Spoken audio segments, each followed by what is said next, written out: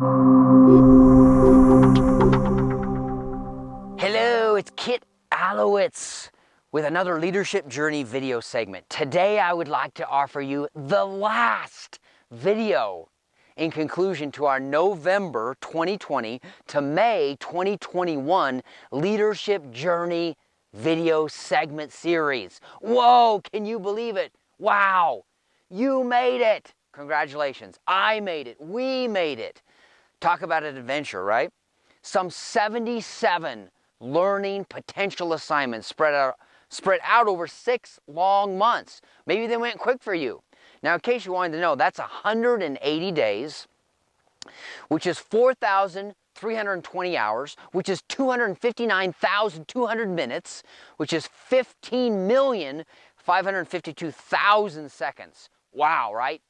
You're also thinking, wow, useless data. I know. And yet it is interesting to think about. Okay, so how have you chosen to spend your 15 million plus seconds over the past 6 months? Perhaps, hopefully, on things that matter most to you. Can you or could you cite examples of where you chose to use some of those seconds going towards challenging what you think about, unraveling, uncovering biases, getting rid of or identifying dysfunctionalities that perhaps exist for you at a personal, interpersonal, managerial, and organizational levels? And then hopefully you were able to spend some time within those minutes in the important roles in your life, both personally and professionally, and doing activities that help further the legacy that you build every day and the legacy that you want to leave.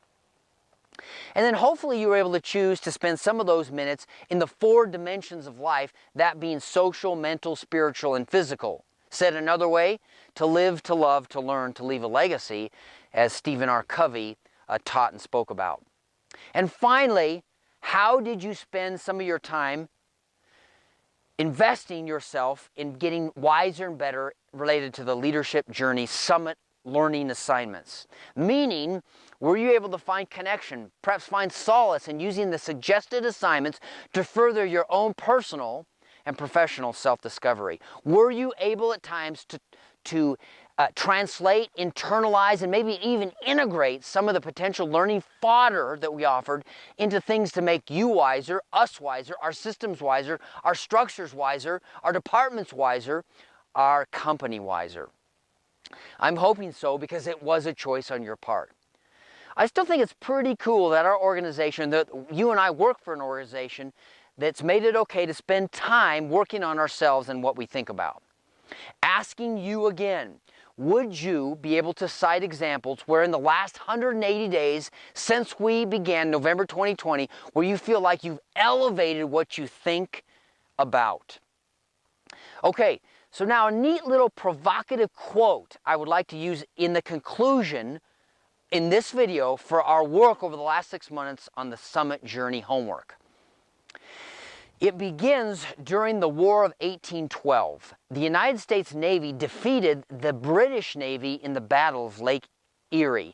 The Western Canadian theater of the War of 1812 included gaining control of Lake Erie as a vital supply route for the British forces who were stationed along the Detroit River. The ensuing struggles between the United States and Britain for control of this lifeline redefined the war's stakes, leading to a remarkable engagement between the 2 naval forces. After intense battle, the United States, under the direction of Master Commandant Oliver Perry, defeated the British Army. Upon completion of the victory, Perry wrote to Major General William Henry Harrison, later the 9th President of the United States of America, on September 10th, 1813, and included this classic phrase, "We have met the enemy and they are ours," suggesting the capture of the opposing forces.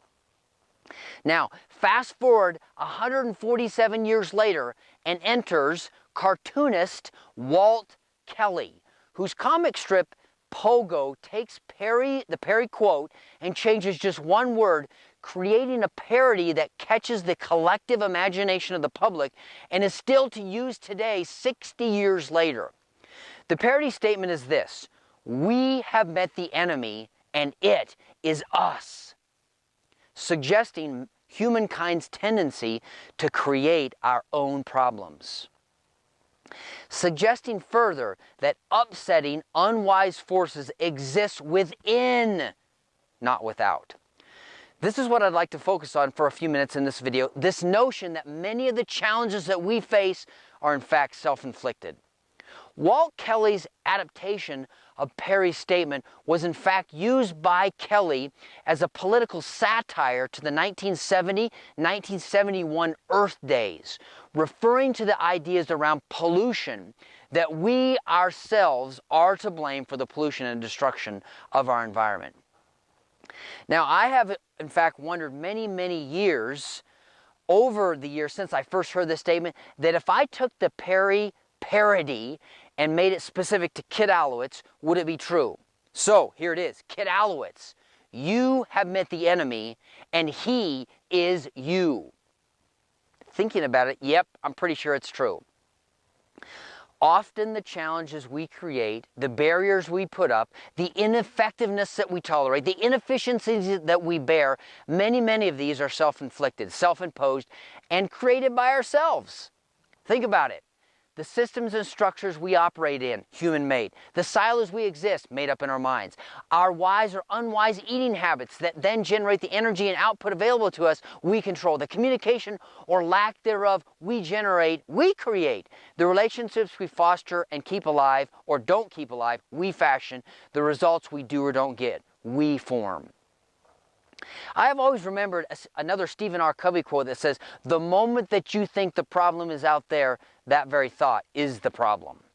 Suggesting that the majority of the challenges that we face happen because of how we see things, our tacit underlying assumptions, and translation of what we think is happening when in reality something very different is happening, all based on our own paradigms. Maybe if we figure out through this gifted opportunity of the leadership journey, the discovery process, we can in fact update and replace the mental models that are not working and replace them with wiser ones. It truly is this idea that if we take time to look at the way that we see things, the way that we see things can change. Perhaps the journey of self-discovery is a gift that we and we alone must choose to ignite. That once ignited becomes a valuable mechanism for us to examine and then eradicate as much as possible the fact that you and I have met the enemy and he, she is us. We create our world, we create the reality that we want and then live into.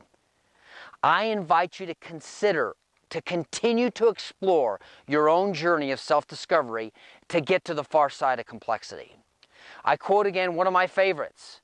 I would not give a fig for the simplicity on this side of complexity, but I would give my life for the simplicity on the far side of complexity, by Oliver Wendell Holmes. Let's get to the far side of complexity. It's a journey, not a process. It takes time, effort, discipline, relentlessness, and veracity. I'm Kit Allowitz, and we'll see you next time.